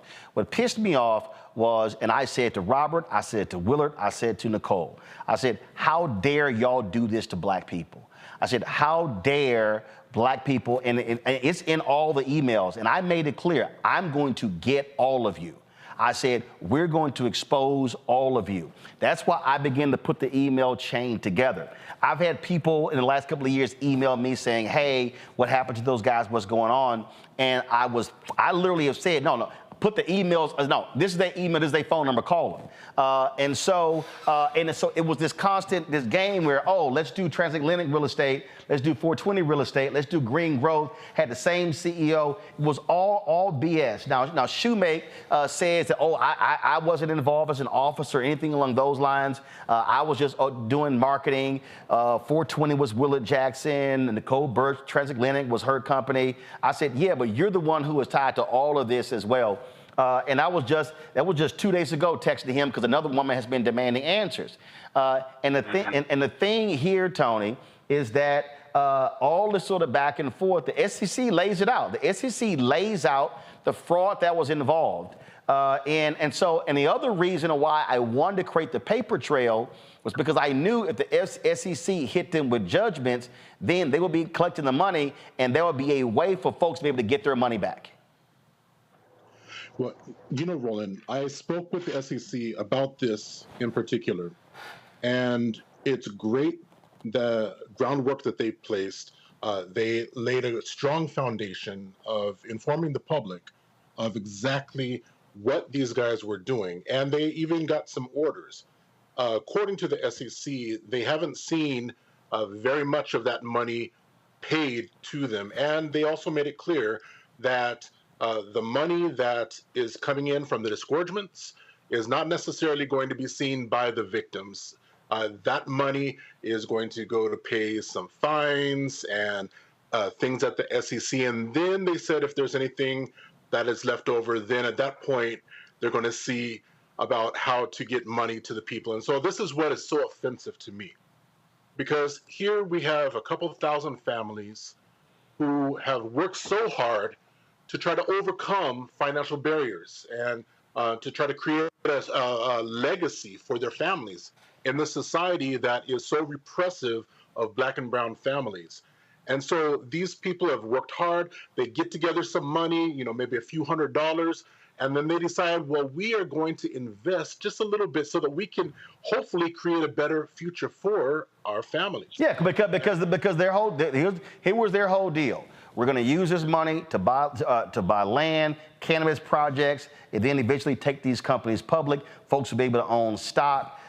It was all this sort of back and forth. And then again, and when the lies, it was just lie. And like the tipping point literally was this here. The tipping point was when Robert Shoemake tried to get me to start doing a third crowd fund to pay what he owed from the second crowd fund. And I was like, you are out of your damn mind. I could show you all the text messages where I cussed his ass out. But I was like, ain't no way in the hell that's gonna happen. And then it was this all, and then that's when the whole deal was. There's this other company, Green Growth, and he sends me to about get on a call with the COO. I find out that's his sister. It was all kind of BS, and that's when I said, I'ma bust all y'all asses. Thank you. Thank you. And because it's not fair to the thousands of families, they were trying to just do something good, and these guys are the ones who victimize them even more when they should have been the ones who are supporting. So that's exactly why we're starting this class action. One, because a lot of the disgorgements from the SEC, if they even receive that money, is not going to be seen by these families. And it's only fair that these families get recompensed for the damages that they've experienced. So if there's someone out there who's watching and listening and they were part of this, how do they want to be a part of this class action lawsuit, what must they do? Yes, we encourage you to call 888-680-8322, or they can go to www.420relawsuit.com.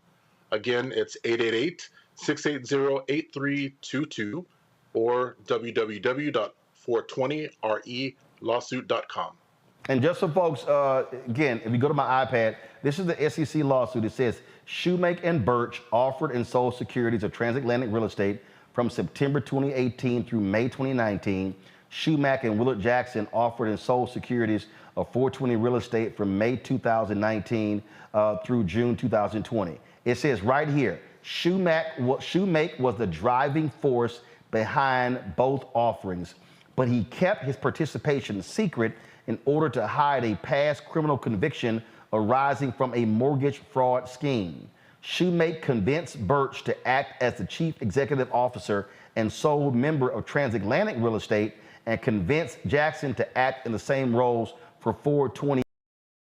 And so it lays out here how they did it. And it says they diverted hundreds of thousands of dollars from the offering's proceeds for their personal benefit. None of the money raised in either offering was used to acquire or improve cannabis real estate.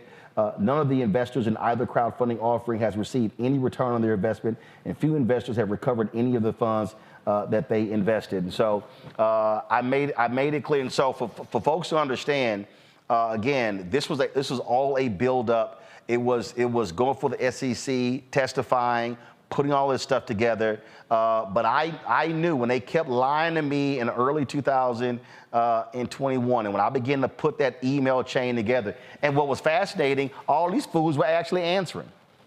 And so I started linking the paymaster. I literally went through all of the board members and started adding their emails. And I'm telling you, if y'all see this here, it was hilarious as I was just going through. And I'm talking about, this was an entire weekend. They pissed me off so much.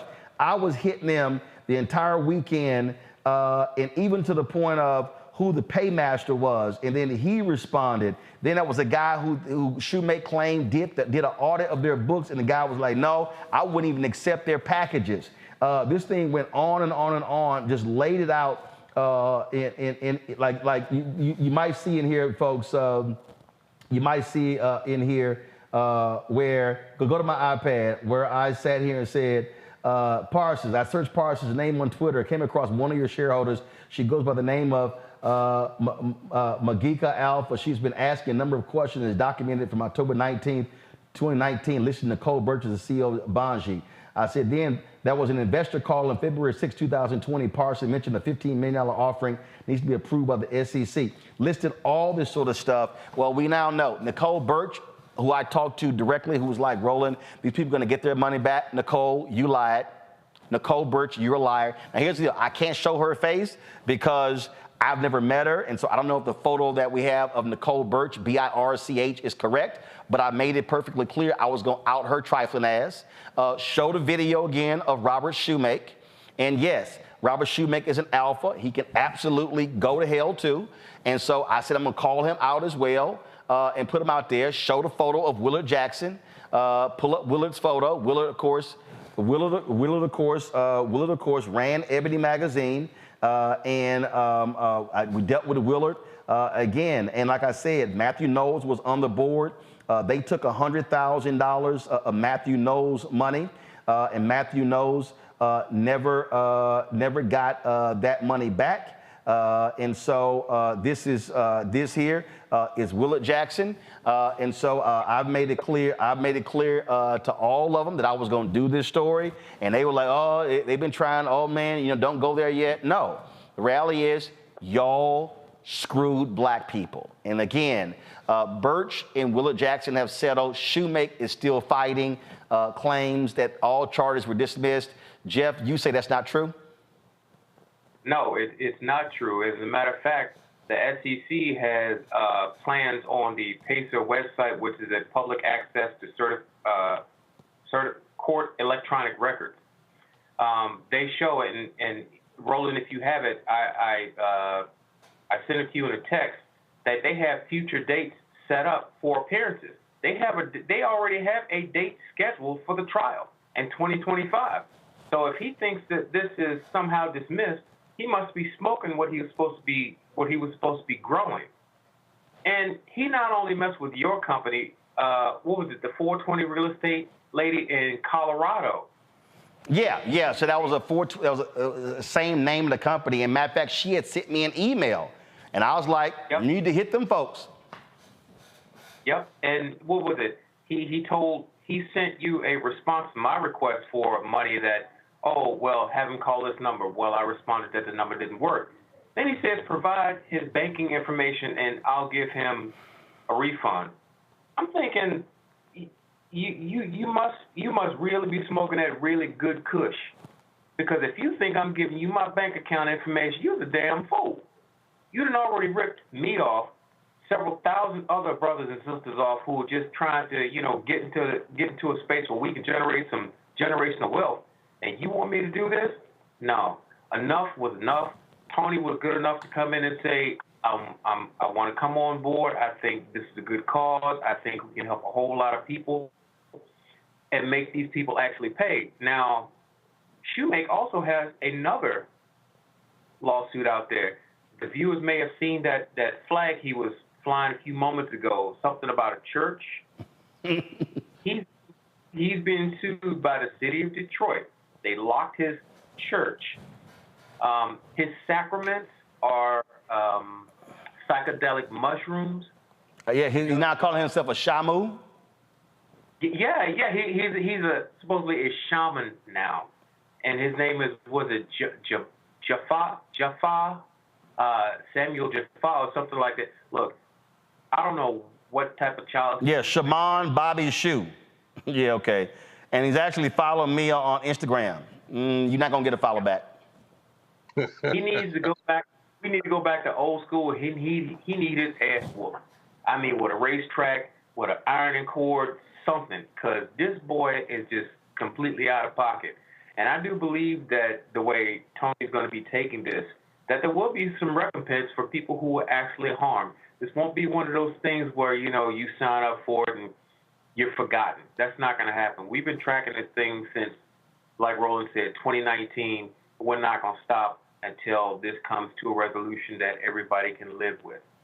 All right, Tony, again, if folks want to be a part of the class action lawsuit, what do they call? 888-680-8322. So 888-680-8322. All right, gentlemen, we appreciate it. And keep us abreast of the class action lawsuit. Thank you so much, Roland. Appreciate it. Y'all be good. Thanks. All right, folks, I'll be right back on Roland Martin Unfiltered on the Black Star Network.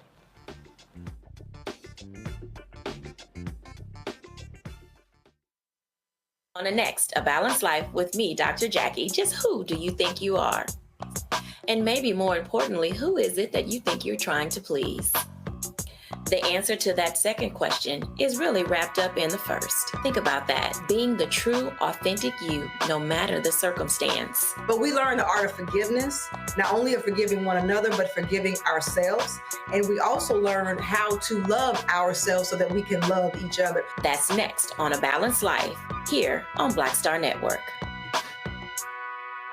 On the next Get Wealthy with me, Deborah Owens, America's Wealth Coach, we're talking about the difficulty of being able to acquire wealth for Black Americans. My guest, Emily Flitter, is the author of The White Wall: How Big Finance is Bankrupting Black America. The bad stuff that you feel when you're dealing with the financial services industry is not your fault. It's not your fault, and you don't deserve to be treated like this. That's right here on Get Wealthy, only on Black Star Network.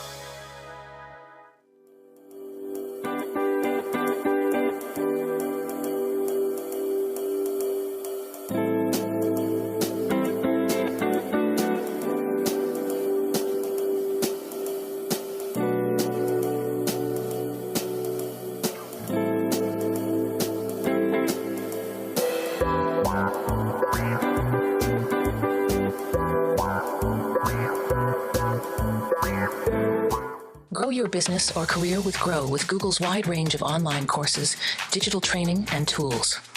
Gain in-demand job skills with flexible online training programs designed to put you on the fast track to jobs in high-growth fields. No experience is necessary. Learn at your own pace. Complete the online certificate program on your own terms. Stand out to employers, get on a path to in-demand jobs, and connect with top employers who are currently hiring. Take one professional career certificate program or all 6.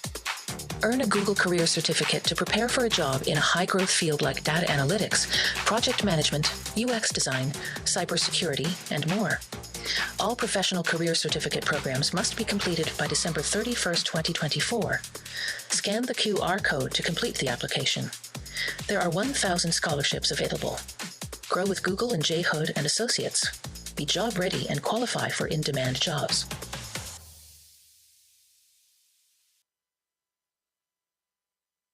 Hello, I'm Paula J. Parker. Truly proud on the Proud Family, Louder and Prouder on Disney+. And you're watching Roland Martin, Unfiltered.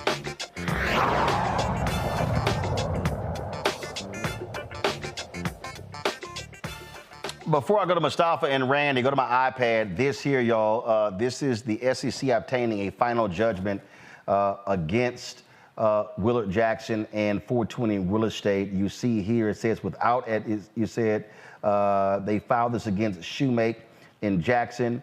It alleged that they raised $888,180 from retail investors through 420 real estate. Shoemake, with assistance from Jackson, hid his involvement in the offering. They accused them of diverting investor funds. Now, without admitting or denying the allegation of the complaint, Jackson and 420 real estate consented to the entry of final judgments, permanently enjoining them from violating the registration provisions. Jackson agreed to a civil penalty of $360,000, disgorgement, including prejudgment interest of $306,913, and $477,000 against 420 real estate, as well as them. So they obtained, it says the SEC previously obtained final judgments against defendants True Crowd, Vincent Petrescu, and Nicole Birch. The SEC litigation continues against Robert Shoemake. See, this is, and again, just so y'all know, and I made it clear to them, I was going to show y'all, okay? This is Willard Jackson. I know Willard from Houston. He was with the company when they ran Ebony magazine, and Willard needs to do right by black people because they screwed over black people when it came to this money. Show Robert Shoemake. Robert, I told you directly, even as of 2 days ago, y'all need to do right by black people and stop playing games with black people. And y'all need to sit here and pay them the money that y'all actually, how y'all abuse black people. And that's what really pisses me the most off here, Mustafa. These were black people who they were targeting, and these are black people who did it, and shame on them. Yeah, no, I'm right there with you. I mean, we know how difficult it is in our communities to be able to build wealth, build generational wealth, to have our own, defrauding folks inside of our community is just unacceptable. And, I hope that the full letter of the law plays out. Well, I hope that everybody who invested gets their money back. And I hope that this also doesn't put a bad taste in people's mouth about making investments. We have to do our due diligence to the best of our ability when researching companies or, future opportunities. But, we just also got to do a better job of loving each other. We should never, ever, do anything to hurt black people. We know all the hurdles that already exist. So, let's just continue to do what we can to make sure that those who love our community, that we lift them up, and for those who don't, that we hold them accountable. Randy, I sat here and I talked to Nicole Birch numerous times, and she kept saying how, she's going to make sure people get their money back or whatever. And she kept putting the blame on him. I'm like, yeah, but your name on all these documents. Your name is on here. And the SEC says that you use money for personal gain. So my whole deal is I don't want to hear shit from Nicole Birch, from Robert Shoemake, from Willard Jackson. You screw black people. You should be paying them back. And what you did is you leave a sour taste because, yeah, it's already hard. We talk about it's hard trusting black folks and doing business with the black folks. And again, for us, when advertisers come to us, people who have products and things along those lines, you want to be able to trust that. Again, we don't have any control over any product. So even if somebody takes an ad out, look, that's a company I bought, it's not black owned, but I bought some shoes from. I love the shoes. Look, I've been waiting for 3 pairs since October. They've damn near gone belly up. It's out of Canada. I've been emailing some other people who've done stories on them. And so, unfortunately, these things happen. But again, what pisses me off with Nicole Burke, Robert Shoemaker, and Willa Jackson, they did it to black people. Right. Well, I first have to say, there's a revered Negro proverb that says, you don't mess with the wrong one. And they messed with the wrong one, Roland, when they dealt with you and tried to get over you. So I'm very thankful that you are, watching this and bringing it to light, because I'm with you. I'm absolutely disgusted at anybody who would take advantage of Black people, particularly as we try to build generational wealth and take risk that we're oftentimes not comfortable with taking. We already, live in a situation where we don't trust many around us. We really need to trust our own. So I am glad it sounds like they're going to get their due, that due justice is going to come through. And I really appreciate that you cared enough to bring this to light to everybody, and you cared enough to keep going on and pursuing what was happening. So, bravo to that. We're gonna call you Roland Matlock. Oh, I was. Let me tell you, I'm telling you, when Robert kept lying and they kept lying, I was like, hold up. I'm like, I'm telling you, I'll never forget. It was like a Thursday and Friday night, and I was like, you know what? Y'all really pissing me off, and I'm tired of this lying. And so I grabbed my laptop. And I started, and I'm telling you, shoot, when they talk about go down a rabbit hole, I went down a rabbit hole, and I was pulling everybody up. And I started adding folks to the emails, and I knew, I'm telling you, I knew as I was doing it. I knew, and I said it. I said, you know what? I think this is fraud. And I said, and the only way to deal with fraud is I got to create a paper trail. And so that's what I started. So that whole email chain. And I'm telling you, in fact, one of my lawyers, when we testified for the SEC, we were preparing, he said, he used to work for the SEC. He said, shit, I wish you were one of my investigators. He said, when I saw that email chain, he was like, damn, you went after everybody. Because I wanted everybody on record. And the crazy thing is, they were all talking. So the SEC was able to use their actual words against them to get this judgment. So, yeah, and I ain't done. I'm gonna keep pressing, and I'm telling you right now, don't let me cross any of these people publicly. I'm just letting y'all know right now, if y'all don't like curse words, go ahead and keep moving, cause I'm gonna cuss them smooth the hell out, all 3 of them. All 3 of them. I'm just letting them know right. If they see me, just go to the other side of the room, cross the street, but don't even come say hi, because I'm telling you, it ain't gonna go well. Yeah, do us a favor and film it. I don't know if we can film that thing, but they gonna get lit, and I'm just not playing this game with them. And like I say, and Willa's like, well, I ain't know that was Rob. No, damn all that. I saw. I pulled the documents of the paymaster and how funds were going in and out of the account. I pulled those documents. They had the wrong one. You can't lie to me. You can't lie to me. I don't want to hear it. So they busted. And so what we're going to do is we're going to actually create a graphic, and we'll do that. So we'll remind folks if they want to participate in the class action lawsuit, what phone number to call. I had other stuff I wanted to get to. I was going to talk about that ignorant as Elise Stefanik calling January 6 folks hostages. I had to get that another day. So we are out of time. But Randy Mustafa, I certainly appreciate it. Thank you so very much. Thank you. Folks, that is it for us. Don't forget us. You want to support us in what we do. Look, we out here trying to do what's right for our people, covering the stories that matter. But if you're out here screwing black people and you're talking down on black people and doing wrong, we gonna bust you out. I got another story that I'm working on about a lawyer who's getting a lot of money off of a settlement but had some foul stuff to say about black folks on the podcast. So I'll let you know when I roll out with that story. But trust me, we're working on that as we speak. So be sure to check us out. All right, folks, you want to join our Bring the Fuck fan club, send your check and money, go to the P.O. Box 57196, Washington, D.C. 20037-0196. Cash App is $RM Unfiltered, PayPal R Martin Unfiltered, Venmo is RM Unfiltered, Zelle, Roland at RolandSMartin.com, Roland at RolandMartinUnfiltered.com. You also, of course, can download the Black Star Network app, Apple phone, Android phone, Apple TV, Android TV, Roku, Amazon Fire TV, Xbox One, Samsung Smart TV. And be sure to, of course, watch our 24-hour streaming channel on Plex TV, on Amazon Freevee, on Prime Video. You can also watch us on Amazon News. Go to Amazon Fire and check it out. All right, folks. I'll see you tomorrow right here on Roland Martin Unfiltered. Holla! Black Star Network is here. Oh, no punch! I'm real revolutionary right now.